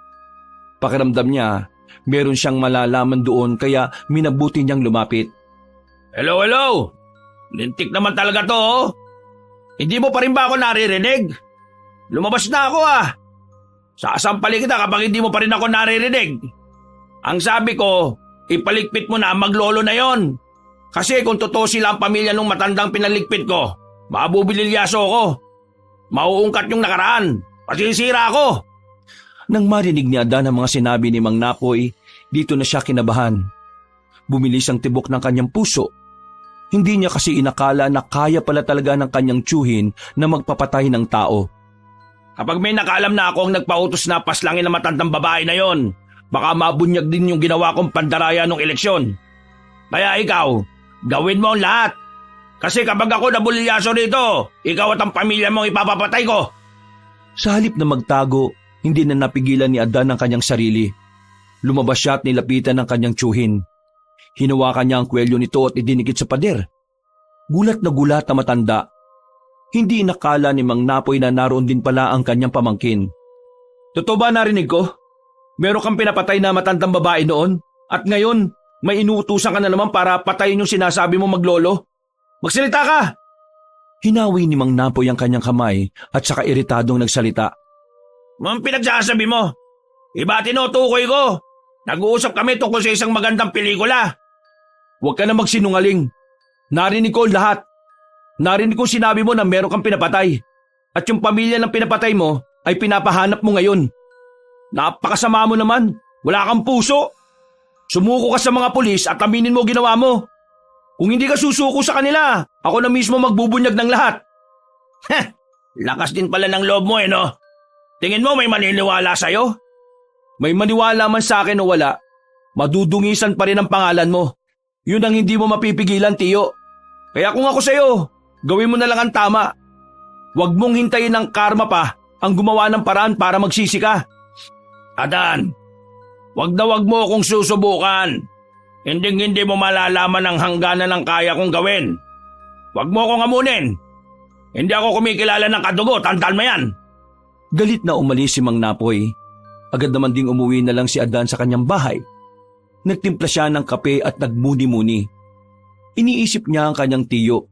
At kung may pag-asa ba talagang itama nito ang lahat ng pagkakamali. Pero natatawa na lamang si Adan nang isipin niya yon. Para sa kanya, isang malaking kalokohan nga naman na si Mang Napoy pa ang magsusuplong sa kanyang sarili. Pero nagdadalawang isip na naman siya kung siya ang magsasabi sa mga pulis. Batid niyang maraming kakilalang pulis ang kanyang tiyuhin. At baka masayang lang ang salaysay niya. Kayang-kayang bayaran ni Mang Napoy ang batas para lang hindi makulong. Halos 1 oras na rin siyang nakatulala. Pansamantala niyang nakalimutan ang mga kababalaghan na nangyayari sa kanilang lugar. Naging okupado ng kanyang tiyuhin ang kanyang utak. Maya-maya pa, habang nakatambay sa harapan ng kanyang bahay, biglang natanaw niya sa kalayuan ang grupo ng kalalakihan. Nakita niyang may mga hawak na baril ang mga yon. At para bang papunta ito sa bahay niya. Buisit, ipapapatay niya talaga ako. Siraulo talaga siya kahit na kailan. Walang sinayang na pagkakataon ng binata. Dumaan siya sa likuran ng kanilang bahay. Dali-dali siyang tumakbo. Pero sa kasamaang palad, mukhang nakatunog ang mga armadong lalaki. Tumakbo ang mga yon patungo sa likod bahay. Kaya hindi pa man siya nakakalayo, nagawa na siya nitong habulin. At dahil madilim sa gubat noon ng mga sandaling yon, natapilok pa ang paa ni Adan na dahilan para madapa siya. Lalong lumakas ang tibok ng kanyang puso dahil naririnig niyang paparating na ang mga armado. Susubukan pa sana niyang makaalis pero naabutan na siya ng mga yon. Agad siyang pinalo ng baril sa likod para hindi na siya makatakbo pa. Ilang sandali lang, dumating na rin ang kanyang tiyuhin. May daladala pa itong malaking flashlight na kaagad din namang itinutok sa kanyang muka. Sinasabi ko naman kasi sa iyo, Adan, wala akong pakialam kahit na anak ka pa ng kapatid ko. Basta lahat ng humaadlang sa pag-angat ko, ilulubog ko sa kahit saang paraan na alam ko. Kahit pa may dumalak ng dugo. Bakit? Anong kasalanan ko sa iyo? Wala, di ba? Ikaw ang may kasalanan sa mga tao. Niloloko mo sila. Meron kang pinaslang na tao. Alam mo, Adan, kung wala kang alam sa politika, wala kang maiintindihan eh. Sa mundo namin, hindi pwedeng lalambot-lambot ka. Kasi alam mo kung bakit? Lalamunin ka ng mga mas masaol pa ang ugali kaysa sa'yo. Kaya yung ginawa ko, wala pa yun. Kumbaga, sisiw pa lang yun. Mas mawiwid na ka kapag nalaman mo kung ano yung ginagawa ng iba. Wala akong pakialam sa iba. Ang sinasabi ko, ikaw. Ikaw na kapitan ng baryo na ito. Pero ikaw ang walang puso eh. Ikaw ang demonyo. Ikaw ang diablo na walang awang pinatay matandang babae kahit wala namang kasalanan sa'yo. Anong walang kasalanan? Nalaman niya ang lihim ko. Kaya kailangan ko siyang mapatahimik. Lumapit pa ng bahagya sa kanya ang tiyuhin niya. Naglabas na ito ng baril. Lalong kinabahan si Adan noong mga sandaling yon. Pakiramdam niya kasi, yun na rin ang huling sandaling makikita niya ang nakakabanas na mukha ng kanyang tiyo. Pagpaalam ka na sa akin, kasi lilipat ka na papuntang langit. Paalam, pamangking kong pakialamero! Tinutok na ni Mang Napoy ang baril kay Adan. Tinanggap na lang din ng binata na hanggang doon na lang din talaga siya. Pero lahat sila ay nakarinig ng mga kakaibang tunog habang naroon sila. Parang may mababangis na hayop sa paligid. Naalarma ang mga armadong lalaki. Kahit si Mang Napoy din ay doon na natuon ng atensyon. Nakahinga ng maluwag si Adan nang alisin na matanda ang baril sa direksyon niya. Ha? Ano yung tunog na yon? Narinig ni Adan na isa sa mga armado ang nagsabing may aswang nasa paligid. Sa puntong ito naman, nakaramdam na rin ng kaba ang binata. Ilang sandali lang ay nagulat na lang silang lahat sa mga sumunod na nangyari. Bigla na lang kasing may humila sa mga tauhan ni Mang Napoy. Narinig na lang nilang nagsisisigaw ang mga yon habang nagpapaputok ng baril. Habang si Adan naman ay nanatiling nakadapa sa lupa. Nakikita niya ang nangyayari. May dalawang aswang na umatake sa grupo ng kanyang tiyuhin. Kalaunan, napilitan na lamang na magtago ang mga armadong lalaki. Sinamantala na ni Adan na makaalis at gumapang siya ng mabilis at saka tumakbo. Maya-maya pa, nagulat siya nang biglang may dumakma sa kanya. Naramdaman na lang niya na hila-hila siya ng babaeng si Amaya. Ha? Amaya? Mamaya ka na magtanong. Ipapaliwanag namin sa iyo ang lahat. Kailangan na muna natin makalayo dahil baka mapas lang kanila. Binilisan nila ang kanilang takbo hanggang sa makalayo na nga sila roon. Pagdating nila sa ilog, tumigil na rin sila. Doon na rin nila nakita si Mang Andres na naunang makarating sa kanila. Okay. Wait lang ah. Naguguluhan ako eh. Hindi ako makapaniwala at ayaw kong paniwalaan na totoo mga nakikita ko. Ayaw kong Kung ano man ang nakita mo, totoo yon. Ha? Hindi ka namamalikmata at mas lalong hindi ka nananaginip. Teka, totoong aswang kayo? Ibig sabihin, Oo, totoong aswang kami. Yon ang dahilan kaya nagawa ka naming iligtas laban sa mga armadong lalaki na yon. Pero hindi totoong kami ang aswang na pumapas lang sa baryo ninyo. aswang kayo pero hindi kayo yun? Ibig sabihin may iba pa? Si Manoy, pinuno ng aswang na kinabibilangan naming grupo noon. Pero matagal na kaming kumalas sa kanila mula nang pilitin niya ako magpakasal sa kanya. Ngayon, nasundan niya kami rito. Sinasadya niyang dito pumatay at kumain ng tao para mawalan kami ng dahilan para manirahan dito. Para kami ang mapagbintangan ng mga pagpatay. Para kapag nalagay kami sa alanganin, tutulungan niya kami para magkaroon ng utang na loob sa kanya. Teka. Sandali lang ah. Sumasakit ang ulo ko sa mga nalalaman ko eh. Hindi ko kasi talaga inakala na aswang kayo. Pasensya ka na, iho. Inilihim namin sa yung tungkol sa katauhan namin. Wala na kasi kami talagang balak na bumalik pa sa pagiging aswang. Ang gusto na lang namin ay mamuhay na parang tao habang hinahanap ang aking asawa. Pero sa mga nangyayari ngayon, naisipan namin ng apo ko na kailangan may gawin kami. Matanong lang namin, bakit ka ba gustong patayin ng kapitan nyo? Di ba nga sabi mo, tiyuhin mo siya? Oo, kapatid siya ng ama ko. Pero masyado siyang lulong sa kapangyarihan na meron siya ngayon eh. Kaya kahit mali na yung ginagawa niya, Wala siyang pakialam. Ang nasa isip lang niya, walang iba kundi ang sarili niya. May nalaman akong sikreto niya na kapag pinaalam ko sa iba, sigurado masisira ang imahe niya. Ano bang nalaman mo? Sa puntong ito, saka palang napagtanto ni Adan ang lahat. Napagtagpi-tagpi na niya ang lahat ng detalye. Sa isip niya, si Mang Andres at Amaya ang tinutukoy ni Mang Napoy na maglolo na kailangang patayin. At dahil sila nga ang dalawang yon, ang asawa ni Mang Andres ang pinaslang ng kanyang tiyuhin. Kailan ko lang din ito nalaman. Kanino ko lang napagtanto pero tingin ko, si Tiyo Napoy ang pumaslang sa hinahanap ninyo. Ha? Teka, sigurado ka ba dyan? Sa pagkakarinig ko at sa pagkakaintindi ko, yung asawa mo Mang Andres, nakita niya o narinig niya ang pandaraya ni Tiyo sa eleksyon. Nalaman niyo ni Tiyo at pinatahimik siya. Narinig ko rin na pinagpaplanuhan na rin niya kayong ipapatay dahil hinahanap niyo yung matandang babae. Amaya, Mang Andres, ako na humihingi ng tawad sa inyo ha. Patawad kung ginawa yun ng tiyuhin ko. Pero kayo nang bahala sa kanya. Nakita na lamang ni Adan na unti-unti nang nagbago bilang anyong aswang si Mang Andres.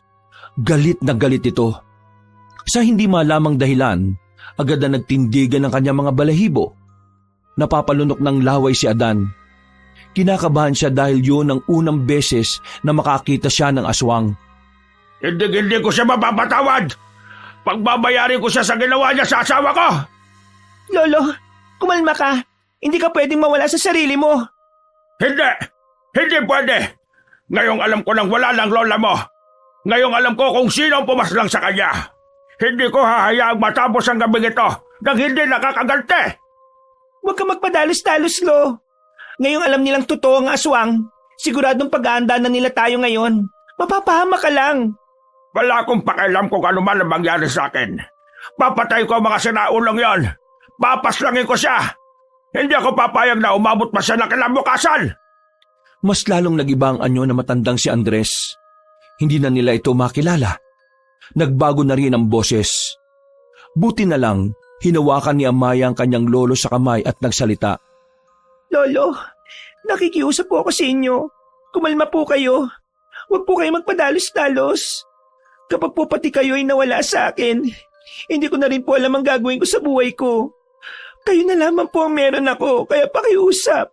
Huwag po kayo magpadalos-dalos. Mangiyak-ngiyak na ang dalaga. At sa puntong ito ay unti-unti na rin kumalma ang matandang si Andres. Nawala na rin yun ng malay dahil sa sobrang sama ng loob. Anong nangyari sa kanya? Nangyayari yan sa kanya kapag masyado siyang emosyonal. Sige, ako nang bahalang bumuhat sa kanya. Saan ba tayo?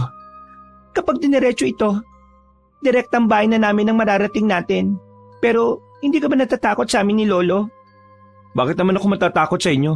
Hindi naman kayo masasamang aswang, di ba? Nararamdaman kong hindi kayo gaya nung Manoy. Binuhat na ni Adan na matandang aswang. Nilakad nila ang batuhan. Hanggang sa makarating na nga sila sa bahay na maglolo. Inihiga ni Adan ang matanda sa mahabang papag. Kinumutan niya yon. Kailangan lang makapagpahinga ni Lolo. Sigurado kang normal lang sa kanya yan? Wala naman siyang ibang sakit? Wala naman siyang ibang sakit. Ayos lang siya. Huwag ka mag-alala. Bumuntong hininga na lamang si Adan. Kahit siya ay nawiwindang na lang sa mga nangyayari. Hindi pa rin siya makapaniwala na muntikan na siyang patayin ng sarili niyang kadugo. Pero iniligtas siya ng mga nilalang na hindi niya inaasahang mabubuti pala. Paano si Ibrahim? Di ba gusto mo rin siya? Sasabihin mo ba sa kanyang tungkol dito? Hindi ko alam. Natatakot ako na baka bigla na lang siyang lumayo. Na baka masira na ang pagkakaibigan namin ng dahil sa katauhan ko. Hindi ganun ang kaibigan ko. Kilala ko siya. Alam ko matatanggap ka niya. Pero bukod doon, mas dapat nating isipin ngayon kung paano pagbabayaran ni Tiyo ang mga kasalanan niya. May impluwensya siyang tao. Barangay captain lang siya. Pero sa dami ng kakilala niya, para na rin siyang mayor. Gawin natin ng maayos ang hakbang natin. Kailangan natin mag-ingat. Yung sinasabi mong aswang na si Manoy, makakasagabal din ba siya? Kailangan natin siyang intindihin. Oo. Sa katunayan, siya naman talaga ang pinakakalaban natin dito eh. kailangan natin pigilan ng mga ginagawa niyang pagpatay. Dahil kung hindi, marami pang mapapahamak. Ang mas kinakabahala ko rin sa ngayon, hindi ako sigurado kung nakita ba kami ni Mang Napoy o hindi. Natutukan niya ng ilaw ang mukha ko kanina eh. Pero sana, hindi niya ako namukaan. Napalunok ng laway ang binatang si Adan. Kahit din kasi siya ay kinakabahan. Sa oras kasi na nakilala siya ni Mang Napoy, siguradong makakagulo sa baryo. Maari din siyang madamay dahil marami na rin namang nakakaalam na siya ang tumutulong sa maglolo na makapagsimula. Makalipas ang isang oras, nagising na rin ang matandang si Andres. Sa puntong ito, kalmado na rin ang matanda. Pero hindi pa rin nawawala ang galit nito. Nang yakapin ito ng dalaga, tuluyan ang bumuhos ang luha ni Mang Andres. Nag-iyakan ng dalawa habang ang binata naman ay nasa gilid lang. Napakasama niya. Pangkaraniwang aswang lang ang lola mo. Kahit na noong nasa katinoan pa ang memorya niya, hindi niya nagawang manakit ng tao. Bakit niya pinatay? Kawawa naman. Sana nahanap na natin siya noon pa. Sana nauna nating napuntahan ang lugar na to para kahit na papano, nagkaroon tayo ng pagkakataon na mailigtas siya.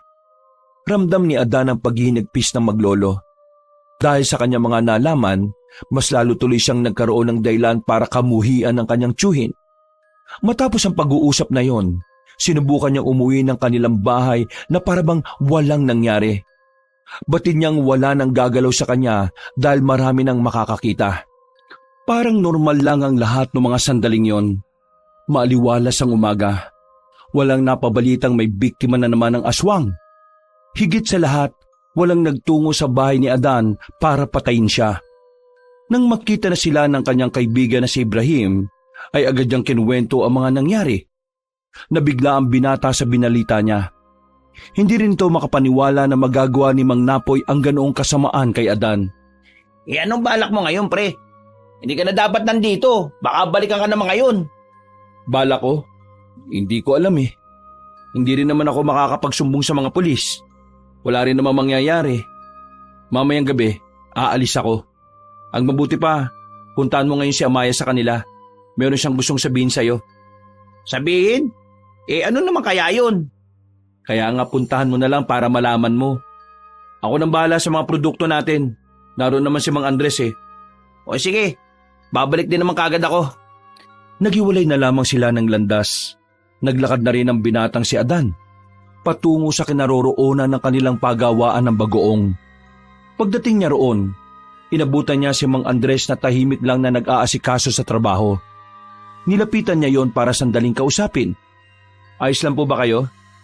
Sa totoo lang, wala nang malaman ko ang katotohanan. Hindi pa rin nawawala ang samahan ng loob ko. Pero kailangan ko maging kalmado alang-alang sa apo ko. Huwag po kayong mag-alala. Kasama niyo ako sa pag-iisip kung paano pagbabayarin si Tiyo ng kasalanan niya. Maraming salamat, Adan. Pero nag-aalala naman ako para sa iyo. Baka mamaya kung ano naman ang mangyari sa iyo, may banta na sa buhay mo. Kahit na anong oras ay pwede ka nilang balikan. Kaya ikaw, kailangan mo na rin makahanap ng mas ligtas na lugar. Yan nga rin po ang iniisip ko. Pasensya ka na at nadadamay ka pa sa gulo. Nako, huwag kayong humingi ng pasensya. Wala kayong kasalanan sa akin. Si Tiyo ang may kasalanan sa inyo kaya pagbabayarin natin siya sa ginawa niya. Matapos ang kanilang usapan, ay umuwi na muna si Adan sa kanilang bahay. Naabutan niya si Ibrahim na nakaupo sa tapat ng pintuan. Tulala at mukhang malungkot. Agad niya yung nilapitan at inakbayan. Bakit naman ganyan ang mukha mo? Alam ko nang aswang siya, pre. Oh, bakit ganyan ang reaksyon mo? Hindi mo ba siya tanggap? Wala naman akong pakialam kahit ano pa siya. Kahit aswang pa siya. Wala akong pakialam, no? Pero siya itong nagsabi na umiwas na muna ako dahil ayaw niya raw ako mapahamak. Pre, may karibal ka kasing aswang din. Baka iniisip lang ni Amaya ang kapakanan mo. Kaya ko naman sarili ko eh. Wala akong pakialam sa karibal ko. Kahit na magsuntukan kami magdamag, wala akong pakialam. Ang mahalaga lang sa akin, si Amaya. Pakiramdam ko, pre, mahal na mahal ko na siya eh. Oo na mahal mo na siya. Pero kailangan mo rin ikonsidera kung anong sitwasyon niya. Marami pang oras para sa pag-ibig, pre. Pero ang buhay mo, iisa lang yan. Kapag yan nawala, mas lalo kayong mawawala ng tsansa na magkatuluyan. Kung sa bagay, tama ka naman. Kailangan kong ingatan ang sarili ko para hindi siya mag-alala sa akin. Kailangan ipakita ko na ayos lang ako. Kaya ang naisip kong paraan, kailangan kong matutunan kung paano papaslangin ng mga aswang na kalaban nila. Diyos ko naman, ang tigas talaga ng bungo mo kahit kailan, no? Bahala ka sa kung anong gusto mo. Basta, ipapangako mo lang sa akin na walang mangyayaring masama sa'yo, ha? Ilang oras ang nakalipas at sumapit na ang kinagabihan. Umalis na si Adan sa bahay nila kasama si Ibrahim. Habang nag-iisip kung saan siya makakalipat ng ligtas, nanatili na muna sila sa ilog para mabantayan na rin ang maglolo. Malamig ang gabing yon dahil medyo mahangin. Madilaw din ang pagkakabilog ng buwan na siyang nagsisilbing liwanag sa kagubatan. Pakiramdam ni Adan ay mapayapa ang gabing yon sa kabila ng lahat ng nangyayari. Nakaka-relax dito, no? Ang sarap sigurong tumira sa gilid ng ilog. Ang sabi sa akin ng guro namin noon, para magkaroon ka ng payapang buhay, tumira ka malapit sa kalikasan. Mas maganda kung sa tubig. Makakatulong daw yon para mas maging aktibo ang diwa ng isang tao. Nakapag-aral ka pa pala? Ang ibig ko sabihin, may mga guro din ba na mga aswang? Oo, pero mangilan-ngilan lang. Ibrahim, ano ba? Bakit bang tahimik mo dyan? Usapin mo. Anong sasabihin ko? Sabihin mo kahit ano. Amaya, Bakit, Ibrahim? kahit ano. Ha? Uy, pambirang buhay naman talaga to. Hindi na lamang nagsalita pa si Ibrahim. Nahihiya na rin kasi ito mula nang sabihin ni Amaya na hindi sila pwede makatuluyan dahil sa mga nangyayari.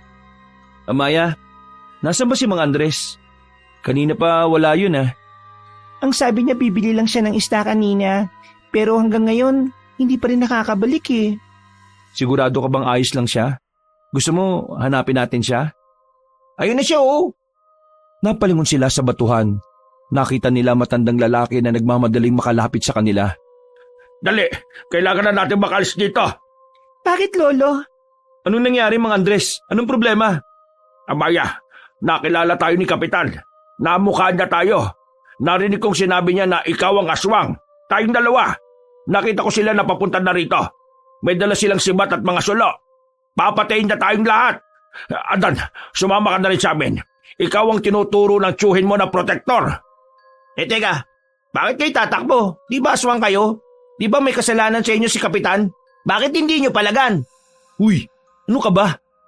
Si Kapitan lang naman na may kasalanan sa amin eh, hindi ang mga tao. Kaya hindi namin sila pwedeng labanan. Iiwas kami dahil yun ang tama sa mga sandaling ito. Minsan, hindi karahasan ang sagot sa lahat, Ibrahim. Yang kasi, di ka nag-iisip pre. Napagsabihan ka tuloy. Nako, mamaya ng daldalan. Paparating na sila rito. Kailangan na natin makaalis. Wala silang sinayang na pagkakataon. Lahat ng gamit na maaari nilang dalhin, dinala na nila. Kahit na malakas-lakas ang agos ng ilog, nilusob nila yon para makarating sila sa kabilang banda.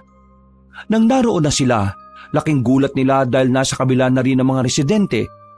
Pinagtititira sila ng mga yon ng mga sibat.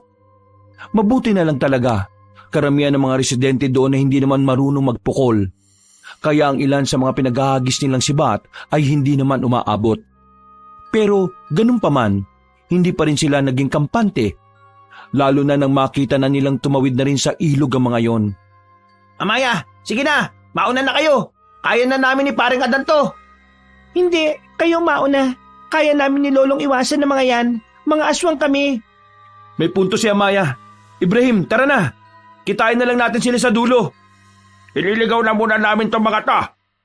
Nauna na ang dalawa kahit na may pag-aalala pa rin sa kalooban ng binatang si Ibrahim. Binilisan nila ang kanilang takbo hanggang sa makababa na rin sila sa mababang burol na yon.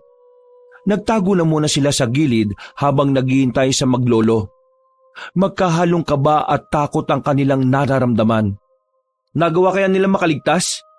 Sila na nagsabi, mga aswang sila. Kayang-kaya nila yun. Walang iya kasi talagang tiyuhin ko eh. Pwede naman kasing siya na lang yung mamatay. Tatay ko pa talaga.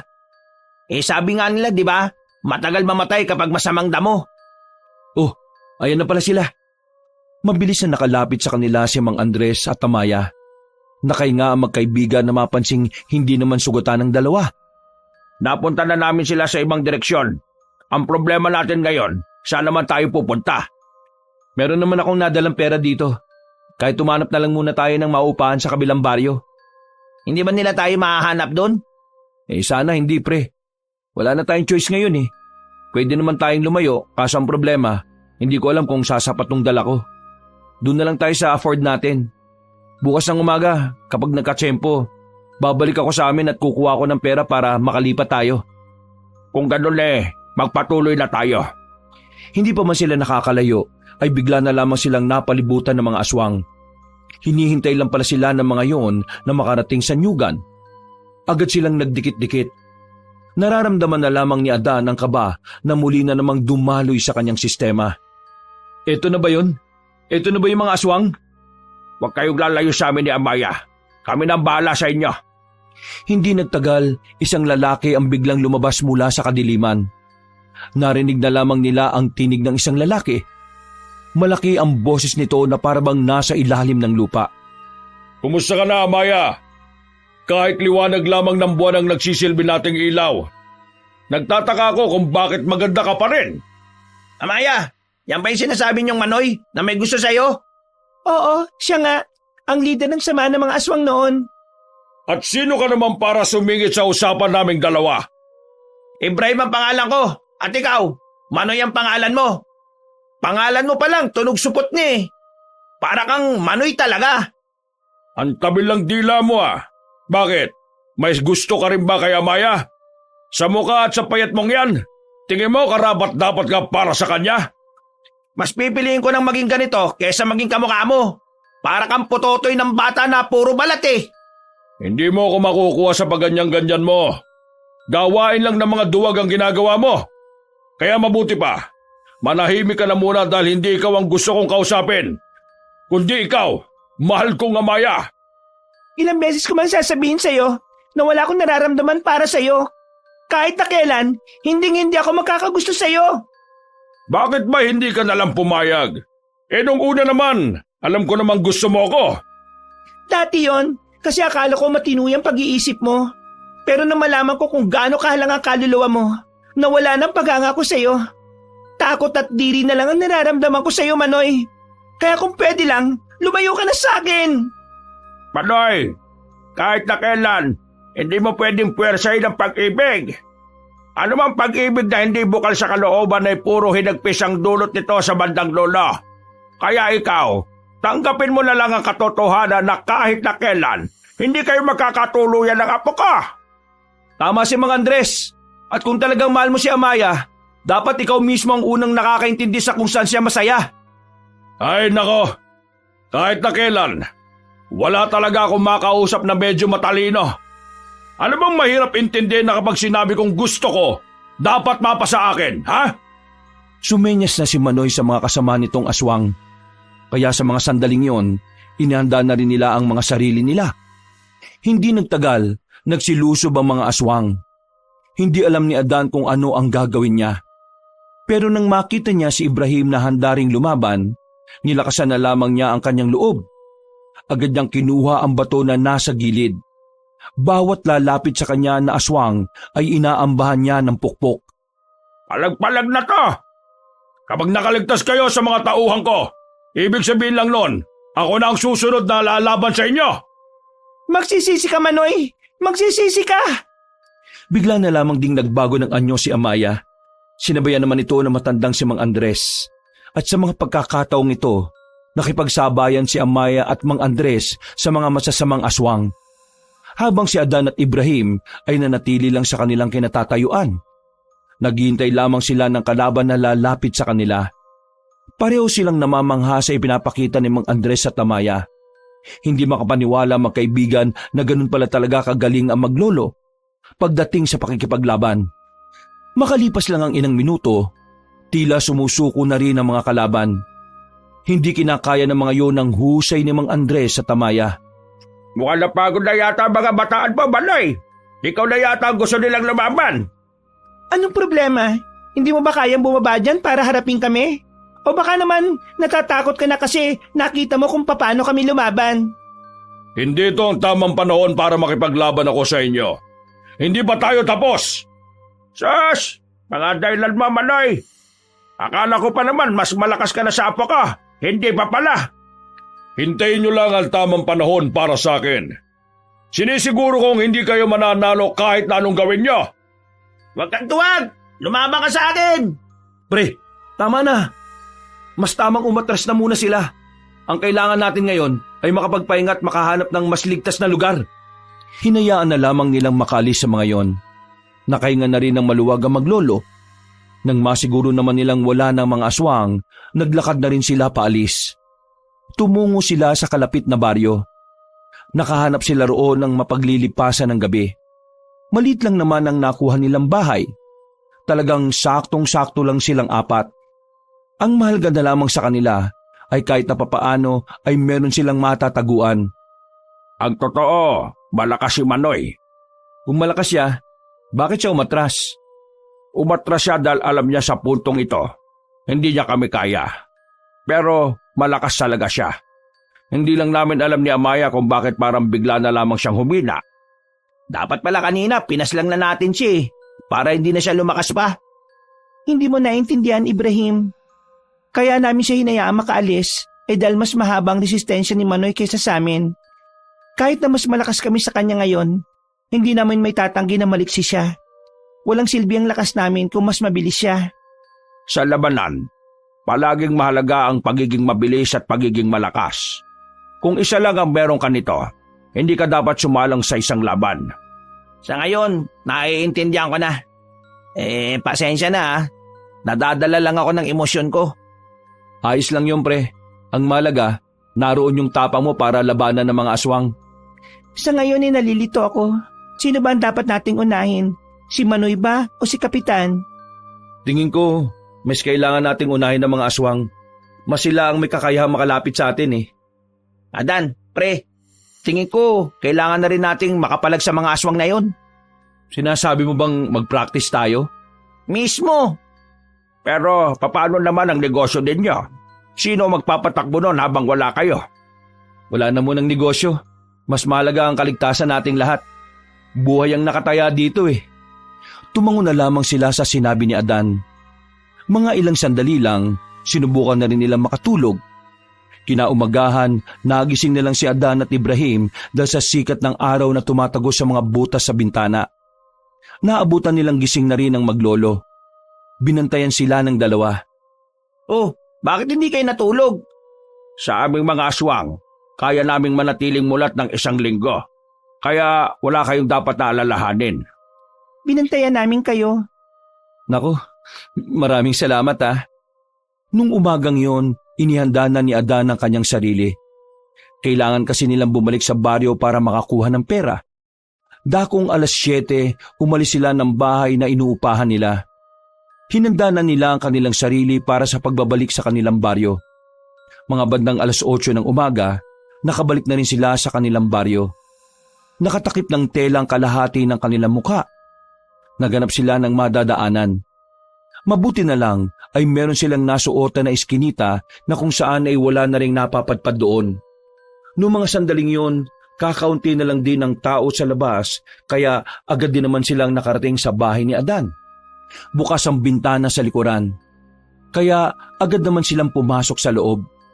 Tinungo nila ang silid ni Adan at kinuha nila ang naitagong pera ng binata. Inilagay nila yon sa plastik. Palabas na sana sila ng silid nang marinig nilang nasa bakuran ng kanilang kapitan na si Napoy. Agad na dumaloy ang kaba sa kanilang kalooban. Ang tanging naisip nila ay pumasok sa ilalim ng papag. Pinagsiksikan nila ang sarili nila roon kahit na maalikabok. Naramdaman na lamang nila na nasa loob na ng bahay ang kapitan. Lintik na Dan yun ah.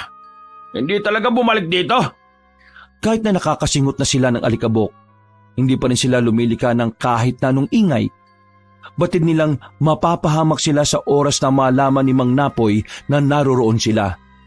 Mga ilang sandali lang, naramdaman na lamang nilang nakaalis na si Mang Napoy kasama ang mga bataan nito. Walang sinayang na pagkakataon ng mga yon. Nagmamadali silang makalabas. Nakahinga naman sila ng maluwag nang makalis na rin sila roon. Matagumpay silang nakalabas ng baryo nang walang nakakakita sa kanila. Ang kaso nga lang, nang balikan na nila ang maglolo ay wala na mga yon sa inuupahan nilang bahay. Napakamot na lamang silang dalawa sa ulo. Pambira naman talaga oh. Saan naman nagpunta yung dalawang yon? Hindi kaya may nangyari habang wala tayo? Sinuri nila ang buong bahay. Wala naman silang nakitang kakaiba. Kaya isang malaking palaisipan sa kanila kung nasaan ang mga yun. Bumuntong hininga na lamang ang magkaibigan. Napaupo na lamang sila sa gilid. Hihintay na lang ba natin sila makabalik? Kung hihintay naman natin sila, may kasiguraduhan bang babalikan nila tayo? Naku naman kasi, bakit pa kasi umalis-alis eh? Kung libutin na kaya muna natin tong lugar na to, baka lumabas lang sila para bumili ng pagkain. Sa pagbabaka sakali na makikita nila ang maglolo, sinuyod nila ang buong baryo. Nagtanong-tanong na rin sila sa mga tao pero wala na talaga. Kaya naman nagsimula ng dumaloy ang kaba sa kanilang dibdib. Pre, kailangan na nating umalis. Kung umalis na sila rito ng biglaan, isa lang ang ibig sabihin nun. May nangyayaring hindi maganda. Magpapaiwan ako, pre. Baliw ka ba? Baka ikaw naman ang maabutan dito. Paano nga kung bumalik sila at wala naman sila maabutan? Paano kung hindi nga sila babalik dahil sa kung ano man ang dahilan nila? Napabuntong hininga na lamang si Ibrahim. Pero sa huli, nakumbinsi na rin ni Adan ang kanyang kaibigan. Nilisan nila ang baryong yon at nagtungo na sila sa bayan para makakuha ng mas maayos na titirhan nila ng pansamantala. Nakarating sila sa bayan pero sa kasamaang palad wala silang mahanap na matitirhan. At sa kakahanap pa nila, nakita pa nila ang isa sa mga tauhan ni Mang Napoy na mayroong mga kasamang lalaki. Kahit na parang normal na naglalakad lang ang mga yon, ramdam agad nila na sila ang hinahanap ng mga lalaking yon. Kaya naman wala silang magagawa kundi ang humanap ng tamang lugar para hindi na sila makita ng mga yon. Ang kaso nga lang, nagkamali sila ng nilikuan. Bigla na lamang may lalaking sumulpot sa gilid. Kasama rin ang mga tauhan ni Mang Napoy. Wala na silang nagawa kundi paluin sila sa bandang batok na naging dahilan para mawalan sila ng malay. Nagising na lamang sila bigla na nasa loob na sila ng hindi nila kilalang silid. Walang kagamit-gamit. Tanging ang upuan lang nila ang meron doon at ang isang upuan na walang nakaupo sa kanilang harapan. Wala pang ilang minuto, biglang dumating ang kapitan na si Napoy. Umupo ito sa harapan nila ng may malapad na ngiti. Kumusta ang pagliliwaliw? Nakakalimutan niyo na ba na may nagawa kayong kasalanan? Mas lalong lumilit ang mundo ninyo. Mukhang ikaw yatang dapat na nakakaalala ng ganyang kasabihan. Kasi sa ating lahat dito, ikaw ang may mas pinakamabigat na kasalanan. Mundo mo ang dapat na lumiit. Mundo ko ang liliit? Ha! Naiibang ka na ba? Sa tingin mo, magagawa ko pang pumunta sa kahit na saan gusto ko kung maliit na ang mundo ko? Isa lang ang ibig sabihin nun. Ibig sabihin nun, bulag pa rin ang batas sa mga kasalanan mo. Ikaw ang may kasalanan, hindi ako. Ikaw ang nag-alaga sa dalawang maglolo na aswang na yon. Ikaw at hindi ako. Ano naman kung inalagaan ko sila? Mas mabuti pa nga sila kaysa sa'yo eh. Ano pinagsasabi mo? May mabubuti bang aswang? May mabubuti bang pumapatay ng tao? Nakakalimutan niyo na ba na ang mga nangyari nitong nakarang araw? Mas tumaas ang bilang ng mga taong nabiktima nila. Hindi sila ang aswang na may kagagawa nun. May iba pang grupo ng mga aswang na pumapas lang ng mga tao. Mabuting aswang si Mang Andres at Amaya. Mabuti sila sa mga tao kahit na pinaslang mo ang asawa niya. Wala tayong magagawa. Ang mga may nalalaman dapat mawala. Kaya nga maswerte ang mga mangmang kasi ligtas sila sa kasalanan. Bakit naman mangmang ka pero hindi ka nakaligtas sa kasalanan? Wala ka bang sasabihin na matino? Kapag matino na kausap ko baka meron. Nung nakaraan ka pa, nabubuno na ako sa'yo. Naurat na ako. Hindi na nakapagpigil pa si Mang Napoy. Bigla na lamang nitong sinampal ng malakas ang binatang si Adan. Sa lakas ng pagkakasampal ay sandaling nakaramdam ng pagkahilo si Adan. Wag mo saktan ng kaibigan ko! Bakit? Anong gusto mo? Ikaw rin? Isang malakas na sampal din ang natanggap ni Ibrahim. Pero sa pagkakataong yun ay magkakasunod na sampal ang ginawa ng matandang kapitan. Tawa lang ng tawa si Mang Napoy. Parang wala na talagang natitirang kabutihan sa kalooban nito. Noong mga sandaling yon, batid ni Adan na mas lalo lang silang masasaktan kapag inasar nila ng inasar ang kanyang tiyuhin. Kaya naman, naisip na lang ni Adan na subukang sakyan ng mga gusto nito. Ano bang gusto mo mangyari? Anong kailangan mo sa amin? Kailangan ko sa'yo? Kailangan mong mawala para wala nang makapagsabi ng mga pinaggagawa ko. Tingin ko, huwag ka masyadong mag-focus sa akin, Tiyo. Anong pinagsasabi mo? Ako, pwede pa tayong magkasundo sa bagay na yon. Pero yung maglolo at yung mga taong napagsabihan nila, mahihirapan ka ron. Tingin mo maniniwala ako sa'yo? At saka, ano naman? Hawak ko naman lahat ng pulis dito. Kahit na magsumbong sila, wala rin naman silang magagawa. Alam ko kung anong kainaan ng mga aswang. Sa sinabing yun ni Adan, tila nagbagong reaksyon ng mukha ni Mang Napoy. Para bang may kakaibang ideya tong naisip. Tumingin si Ibrahim sa kanya na para bang naiintindihan na rin ito ang ginagawa ni Adan. Isang tabi natin ang imahe mo. Dahil sabi mo nga, wala naman sila magagawa kahit ikalat nila sa mga tao. Pero ang kaligtasan mo, nakakasiguro ka bang ligtas ka? Hindi mo alam, marami sila. Hindi lang si Mang Andres at Tamayang aswang. Nagtatagot nag-aabang lang ang iba sa hudyat nila kung kailan kanila papaslangin. Ha! Kalokohan! Kakasabi mo lang na mabubuti silang aswang. Alam mo naman na kahit ang mabubuti, nagiging masama na rin, hindi ba? Lalo na kapag inaapi sila ng iba. O lalo na kapag nawalan sila ng minamahal. Papatayin ka nila at wala kang magagawa ron. Hahanapin ka nila kahit na saan ka magpunta. Wala kang katahimikan. Kaya kung gusto mo pang mabuhay, makipagkasundo ka sa amin. Tutulungan ka namin na malaman kung paano sila ilalabanan. Kapalit nun ay ang buhay namin. Huwag nyo kaming patayin. Ito lang ang tanging paraan para makasalba kayo rito. Tanda mo, Tiyo, ang mabubuting aswang pa lang ang makakalaban mo. Wala pa rin ang grupo ng mga aswang na talaga namang halang ang kaluluwa. Tila napaisip ang matandang si Mang Napoy. Sandali itong napatigil sa pagsasalita. Alam kong nililinglan nyo lang ako. Hindi kayo makakaisa. Pag-isipan mo sinasabi namin, hindi na ito tungkol sa imahe mo. Tungkol na to sa buhay mo at buhay namin. Alam mo kung bakit namin gusto makipagkasundo sa'yo? Dahil ikaw lang naman ang makakapagligtas sa amin At kami lang din ang makakapagligtas sa'yo. Hindi na nagsalita pa si Mang Napoy. Naglakad na rin ito paalis. Padabog nitong sinarado ang pintuan. Nakahinga naman ng maluwag ang magkaibigan dahil kahit na papaano, humaba ng kaunti ang kanilang buhay. Tingin mo pre, kakagat siya. Kakagat yun. Kilala ko siya base sa kwento ng tatay ko nung nabubuhay pa. Takot mamatay ang taong yun Lahat gagawin nun, wag lang siyang pumanaw ng wala sa oras.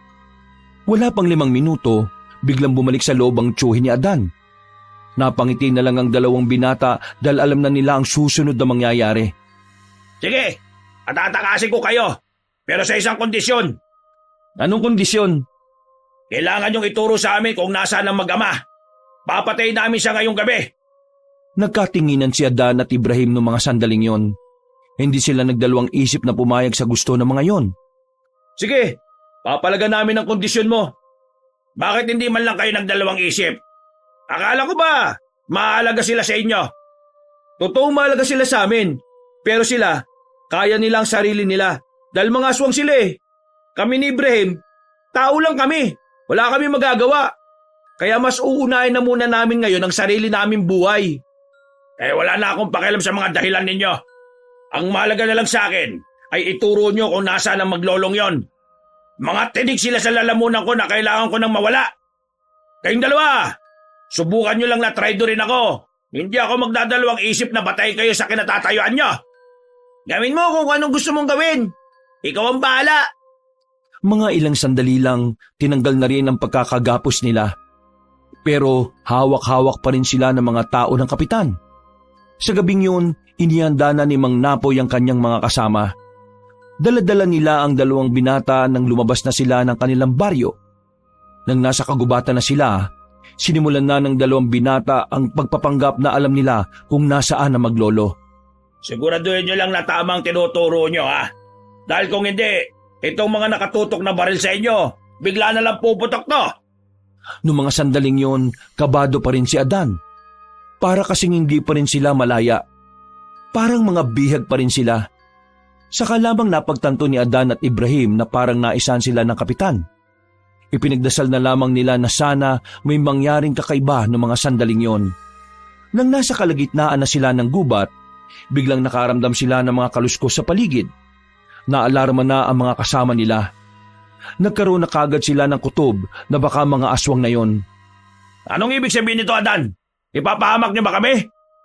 Anong ipapahamak? Ikaw ang nagsabi na ituro namin kung nasan sila, di ba? Sinunod lang namin ang gusto niyo mangyari. Kasalanan ba namin kung maabangan tayo ng mga yan? Pwede ba? Sa halip na magmaktol ka lang dyan, pagandaan nyo na lang kung totoong mga aswang bayang mga nararamdaman natin. Mga kasama, ang mga baril at titak nyo, ihandalan ninyo! Maya-maya pa, bigla na lamang may hinilang isa sa mga kasama nila.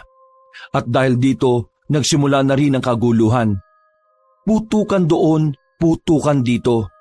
Walang nagawa si Mang Napoy. Para-pareho na lamang silang napadapa. Sinamantala naman ng magkaibigan ang pagkakataon para makalayo sa mga nagkakagulo. Dali-dali silang gumapang papunta sa gilid.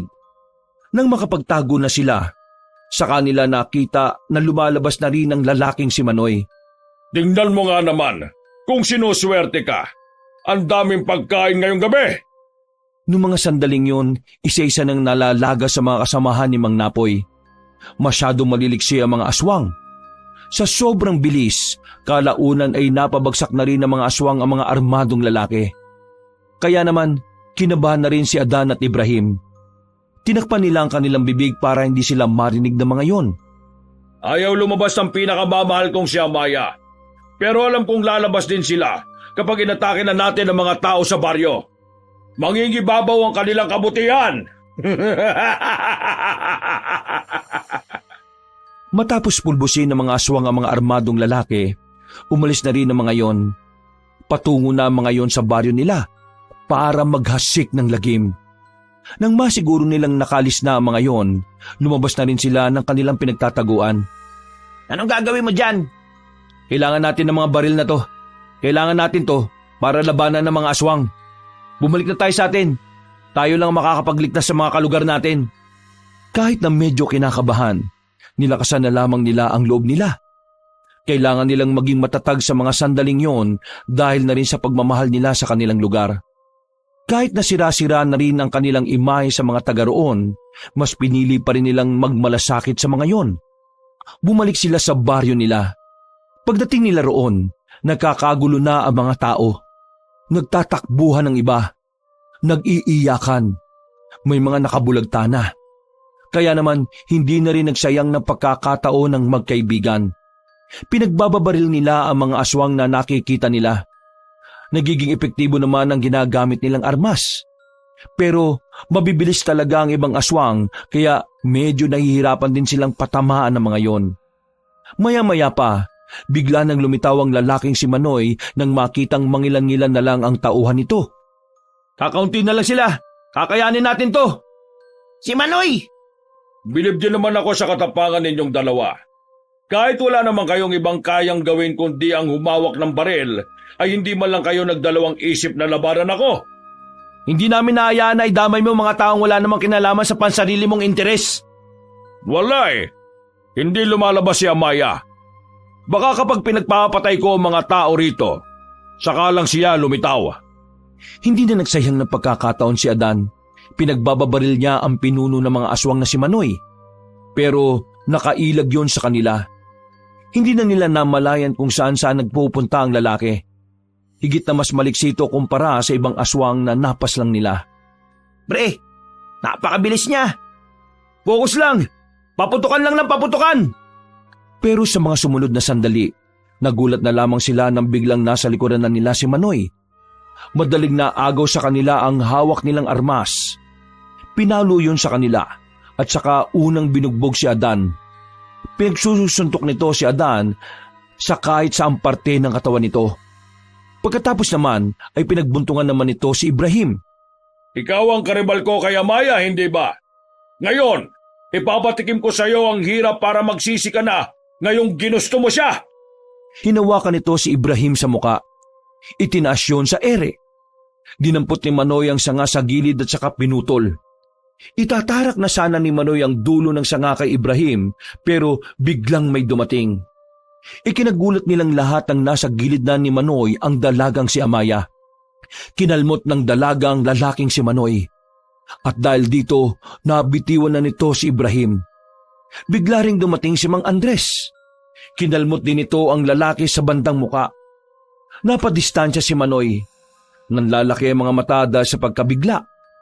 Ngayong gabi, wala kang karapatang sakta ng mga tao dahil lang sa pagmamahal na hindi mo nakuha. Itigil mo na to! Titigil lang ako kapag napatay niyo na ako. Pero hanggat nabubuhay ako, ipaglalaban ko ang pagmamahal ko sa kanya. Lahat hahamakin ko para lang kay Amaya.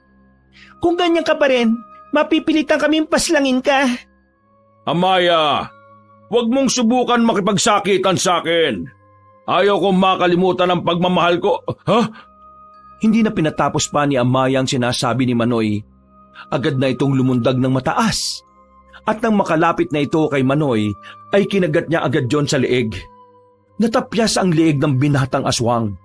Pero nahawakan naman ni Manoy ang dalaga kaya naibalibag niya yon ng walang kahirap-hirap. Hindi naman nagpatumpik-tumpik pa ang matandang si Andres. Lumusob na rin ito at saka pinagkakakalmot ang kanilang kalaban.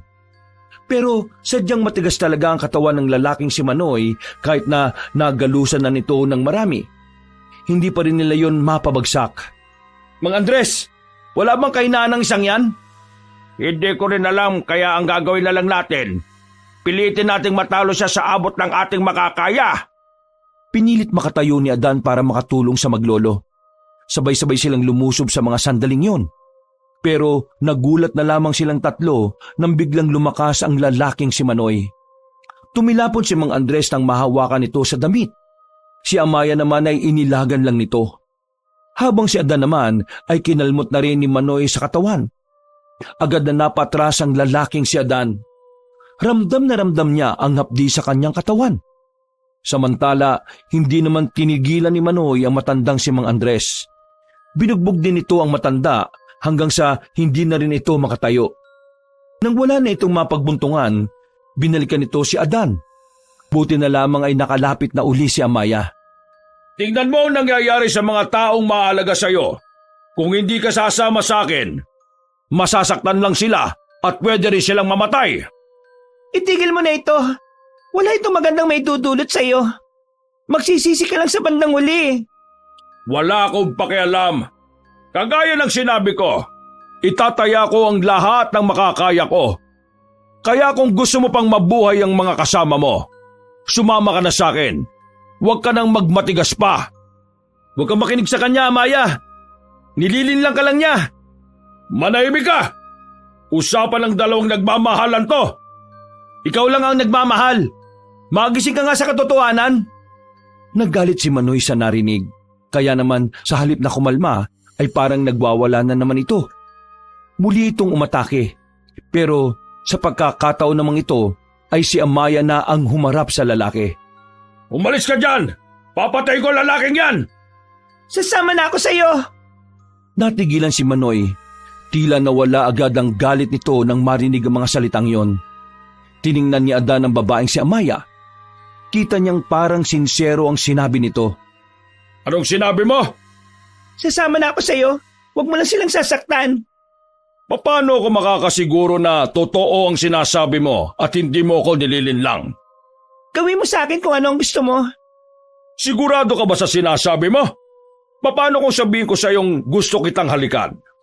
Kung yun ang makakapagpatunay na totoo ang sinasabi ko, gawin mo sa akin. Huwag mong gawin yan, Amaya. Wag kang sasama sa kanya. Patawad, Ibrahim, pero ito ang pinakamagandang desisyon para manatili kayong buhay. Noong mga sandaling yon, napansin ni Adan ang pagkindat ng dalaga kay Ibrahim. Dahil doon, alam na niyang may ibang plano ang babaeng si Amaya. Unti-unting lumapit si Amaya sa binatang si Manoy. Hinawakan naman ni Manoy ang kanyang pisngi at tinitigan na maigi. Binalik na rin nito ang anyo nito bilang tao. Ang tagal kong hinintay ang pagkakataong ito.